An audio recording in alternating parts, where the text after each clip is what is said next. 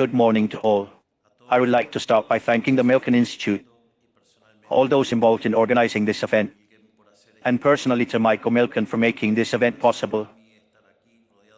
It is a pleasure for me to be here surrounded by people with an affinity for thought.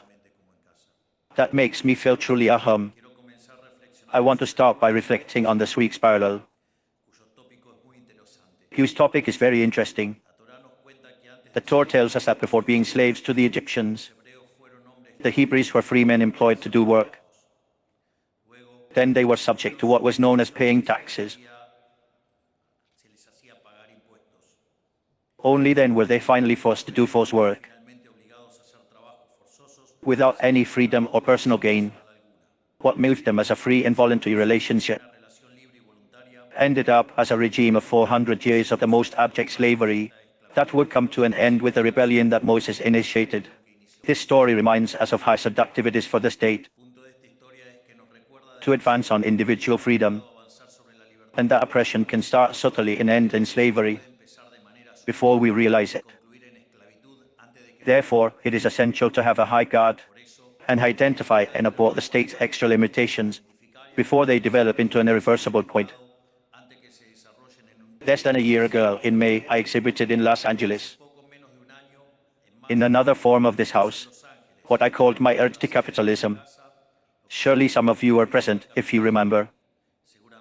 There I expressed my concern for how the West was abandoning its entrepreneurial adventure spirit to be seduced by the sirens of bureaucracy, regulation, and the public spending of being stopped, which is nothing more than dismantling the inventive and overwhelming the freedom and property of men. I saw, and I see it more and more clearly, expressions of these subtle extra limitations, and not say much from which the Torah wants. I knew all this from my own experience. Even that in Argentina, that destructive path had already started 100 years ago, and we knew firsthand its results.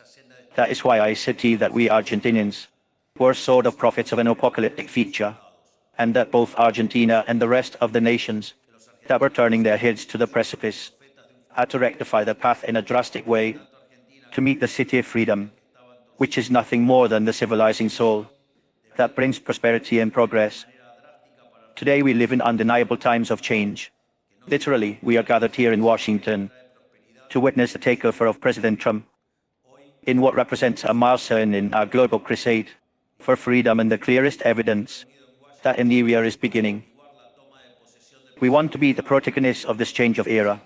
That is why I want to tell you in a humble way our experience in the time to capture these ideas in our first year of government. The last time we talked, back in May, was when our economic program went through its most difficult time. The brief but hard fall of the activity that the Argentinian population was exposed to as a result of economic sincerity was at its lowest point. Both the citizens and our government went through a trial by fire. No matter how much we had won the elections in 2023, promising an economic adjustment and clarifying that there would be a recession in the process, listening to it and living it are diametrically different situations. And the population went through this situation with courage and determination, giving our administration a lot of confidence. In short, to tell the truth, pay for it. But as the saying goes, the darkest moment of the night always comes before the dawn. And as we anticipated, since May, the economy rose in the form of a short fee, proving that our thesis and our predictions were right. Today, 8 months later, the sun shines brightly in Argentina, and 50 million Argentinians are leading their lives with the confidence that the future will be better than the past. To quantify it in concrete numbers, in May last year, the activity had dropped close to 4.5 points of the GDP with respect to what we assumed, and now it is again an initial and growing value. All this was thanks to the fact that last year we took endless measures to improve the economy and the purchasing power of our citizens. At the beginning of our management, we had 15 consolidated fiscal deficit points, of which 5 belonged to the Treasury, and 10 were buried under the rug in the central bank. These debts were the source of cultivation and the survival of all our ills, since without deficit there is no debt, no remission, no inflation. Today we find ourselves with and fiscal surplus, pre-wave default, for the first time in the last 123 years.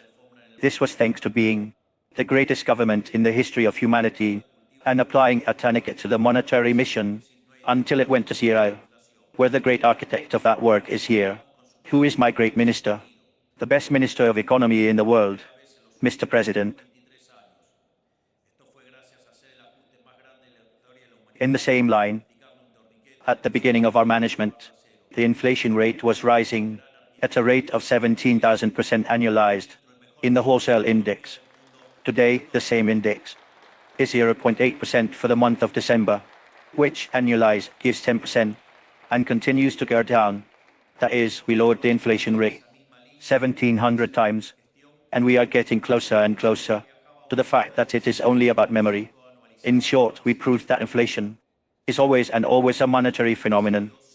As a direct consequence, we lowered poverty by 54% in the first quarter of 2004 to 38% in the third quarter, and we hope that it continues to fall in a sustained way. In short, we got rid of poverty, more than 9 million Argentines, in less than a year. At the beginning of our management, the exchange rate differential was 180%. Today, the exchange rate is practically even, and we work day and night to end the balance of the central bank to be able to end the official exchange rate once in full. During 2024, we saw a strong depreciation of our currency, something unprecedented for our country, which caused the average basic salary to grow from $300 to $1,100. At the beginning of our management, we had a risk of 1,900 points, which came from being even higher, and the bonds were listed at $35. Today, the country risk is around 600 points, and now goes up bonds are around $70, with 2 capital amortizations on the way. Whoever has followed my advice to bet on Argentina last May 6 would have seen the assets increase by more than 100%. I know that the famous Stalin Greek made a bet on Argentina after that famous Davos speech, and I understand that he must have done very well. Lowering the risk country to the rate at which we are doing it allows us to lower the interest rate of our economy, thus improving the capacity that Argentines have to access credit, facilitating investment, and generating jobs. This is why we managed to lower our interest rate from 133% at the beginning of our management to 32%, and that banks today prefer to work as banks and lend to the private sector than place their money in the central bank. This is why during 2020-2024 we saw an unprecedented credit boom in our country. At the beginning of our management of our economy, we were completely cornered by regulations that made life difficult for everyone and made any type of investment difficult. Today we have already eliminated more than 900 regulations, more than 3 per day. In this line we have made ourselves available to President Trump and my friend Elon Musk to share what we have learned from the Ministry of Regulation to help them start the deregulation process here as well. If we add to this the basic law and the DLU as a whole, we have made the largest structural reform in Argentine history, 8 times larger than that of President Menem at the beginning of the 90s, and 3,200 more to be done. At the beginning of our management, the street was no man's land, controlled by picketers. I do not exaggerate. In the year 2023, we had about 32 pickets per day a year, and this caused that even the IMF doubted our ability to carry out the adjustment that we did without a social explosion. However, thanks to the courage and determination of a team, today the picketers are afraid of taking the street, and the good citizens can circulate calmly. As I said before, Argentina has spent a year being used as an example at a global level at everything that should not be done from the outside to be seen with good eyes by investors and citizens of the entire globe. In terms of objectives, we have become one of the countries with the worst economic results in the last 40 years to be one of the best projects for the next 40. Last May, I invited you to judge us for our intentions. I proposed a model of a country anchored in 3 untouchable values, which are the defense of life, the defense of property, and the defense of freedom. That is the model of liberalism. Today, I invite you to judge us for our first results, even higher than any prognosis that have been made at the time. Even the IMP said that the recession in our country was lighter than they had imagined. I concluded here the speech arguing that Argentina has all the potential to become the new rim of the 21st century, a Western market in terms of commercial opportunities and great for its inhabitants, with freedom as a main engine. The day that invitation that may have seemed abstract has materialized in a process of transformation that is already taking place, with a high-speed train in which you can choose to get on and be face-to-face participants, or choose to be merely witnesses and miss the trip. This growth that I am talking about has multiple factors that make it sustainable over time. First of all, as we can see, the economy has entered a cyclical recovery that is taking us out of the hell in which we have been left. This cyclical recovery is based on two factors. On the one hand, the recovery of real money and rent due to the collapse of inflation. On the other hand, the recomposition of company stocks after the degeneration of inventories during the first semester of 2024. This will accelerate the dynamization of the economy. These structural issues are part of what we are seeing today that explains the phenomenal economic growth in the last quarter of last year. In addition, there is the structural issue. Each of the 15 points of the GDP that the policy of inevitable and we just means by definition a return to the private sector in the former savings, which will generate an increase. On the other hand, the downfall of the country that helps us to lower the interest rate for the transaction and intrinsic cost will also produce a direct increase in the investment.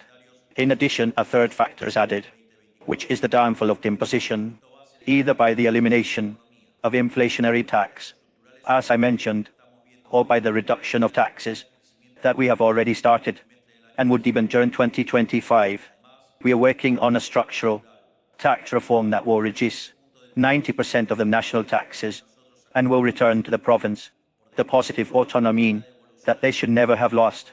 Thus, we aim to achieve a federalism marked by the fiscal competition of the Argentine provinces to see who attracts more investments.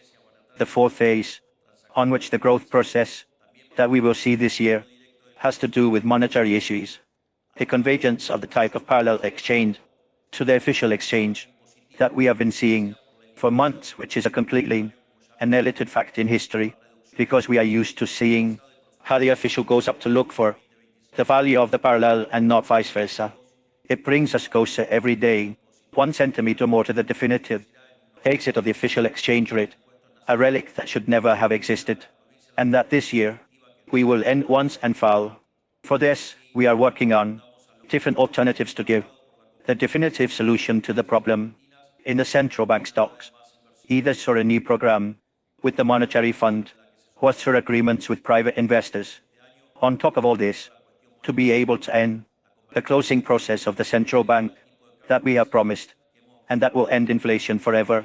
In our country, we are announcing every week advances towards a currency competition scheme so that all Argentines can use the currency they want in their daily transactions. We have already given margin to the different entities so that they have this scheme working from March. This means that from now on, every Argentine will be able to buy, sell in billion dollars or in any currency they consider, accepting the tax payment that for now will continue to be in pesos. This is why I say that this growth process will be sustained in the meantime. We are abandoning this spiral that was our economy, in which we were advancing for a year, and the following year we were retreating 2 years and so on, without seeing real growth of the GDP per capita since 2011. This time the growth came to stay, accompanied by the fiscal surplus. What's deep in the economy is also necessary, almost at a condition without one on, freeing us from the yoke of the previous 3 chains that today suffocate us, in order to be able to export and import goods of better quality at a better price, to be able to exploit our comparative advantages by opening ourselves to almost 200 potentials and new countries that demand all the work that Argentines have to offer, starting a process of economic convergence that will once again situate us in the opposite direction. That is why we are seeking to promote, during this year, a free trade treaty with the United States, a treaty that should have happened 2 decades ago, to be able to resume the process of the GKIN development that was cut short due to excess bureaucracy, regulations, and taxes will allow us to generate an exponential growth leap by expanding all our capacities that today are being sub-optimized. In physical terms, Argentina today has a great amount of potential energy that we can turn into kinetic energy at the service of everyone, catapulting the country to the highest in terms of quality of life.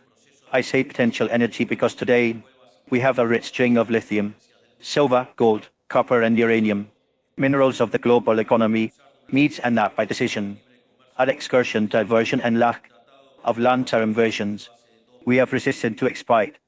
We have the diversity of ecosystems, envied by practically every nation in the world, since we have mountains, forests, glaciers, deserts, forest, beaches, plains, lakes, estuaries, steppes, and extensive plains. Each of these biomes represents different potential opportunities, from the cultivation of soy in the plains to the extraction of oil in the desert, tourism in the lakes, or wine in the mountains. Thanks to the incentive regime, to the great investments that we approved in June, we are beginning to get our feet wet in this ocean of growth, giving way to values that never existed in our country, based on giving a legal, logical framework to the investment. More than $200 million we already have a request to approve investments for more than $12 billion, and there are announcements for thousands of millions more in sectors such as infrastructure, mining, energy, automotive technology, oil and gas.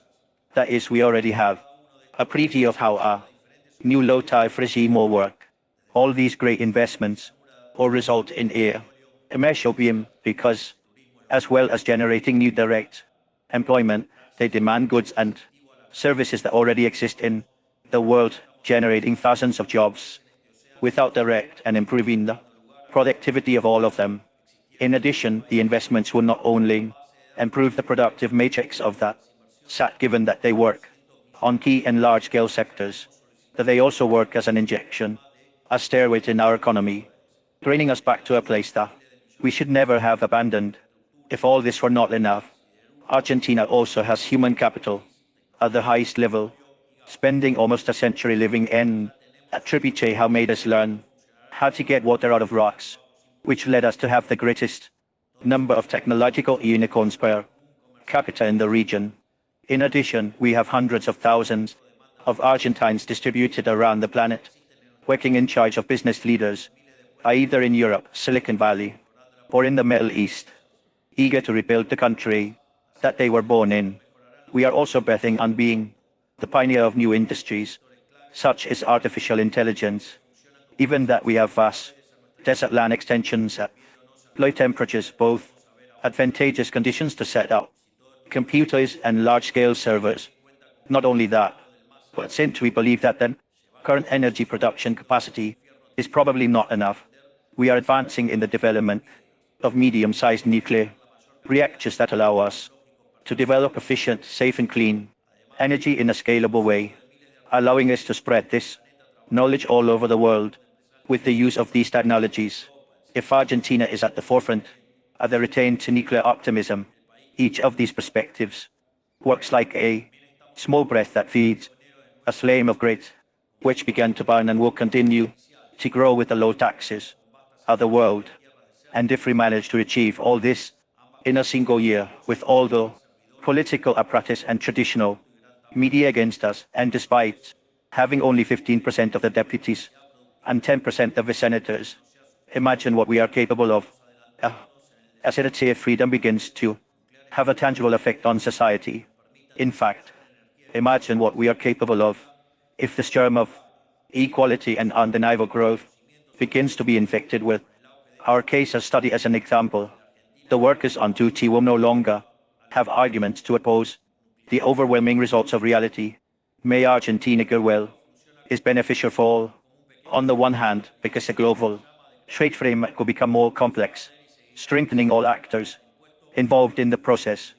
On the other hand, because the nations will begin to lose the fear of the world. This is the main reason for the progress we have as a species. Just a year from now, I would like to invite once again all of you who are fervent defenders of capitalism of the Iberian company who believe that merit, ambition, freedom, innovation and optimism law, essential values of the human species that must be rewarded by Argentina. You don't even have to do it for Argentina. Do it for you and for your own countries. That Argentina serves as an irrefutable example of what the only way to eradicate poverty from the pocket and soul is with more capitalism in less state.